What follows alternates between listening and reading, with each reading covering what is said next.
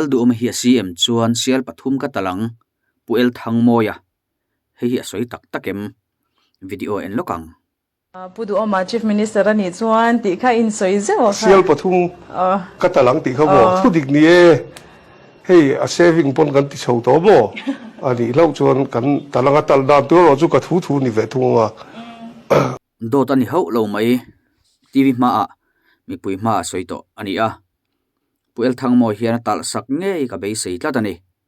chung tur tan po chon du sakna ka hlan hal bok ani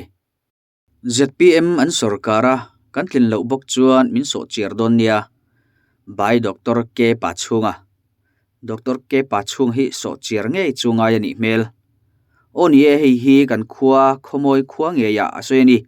tuna kan khuwa ti tamber po ani ron thon thla ula kan lo so chiarang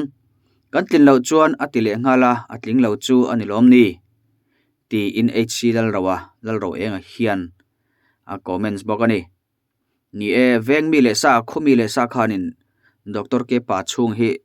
lo so chiar mol teu hang tui viau ma na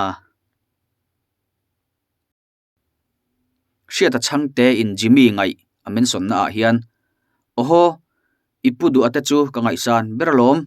ma se ami zia wangin mizoram CM tan kadu lo e mai chau ani a CM hlau chuan baga a ka pe mang vaireng te a indin ni bazar turin dar kar khat karon lut je chawang ati a shiata changte kan theu ome ani po hi re ve pung chi tong ve de pung chi ani ve boka atong kam hi a pha ngemo ti hian aron soi ani a eng tak ti zel doni mo lo thlir zel photang oho hei chu dang le dai mai mal som sanga moi kalam mangai reng che asin election result hi env ti ka hriania khongai takin min block to lo te aron ti le thor mai moi tan chuan unblock nge chi ni hi khongai thak e mai in than result pon lai point amangai thu cheron soi mol ania no khongai le mol te khai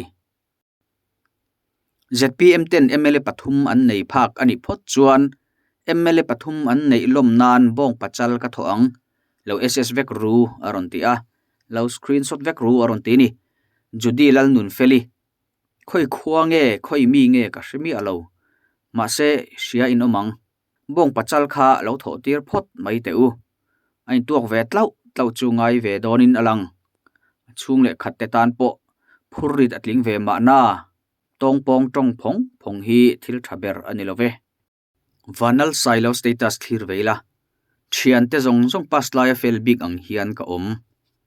khoi thak khop mai hei po hi midang tling lo tam tak po kan khongai rualin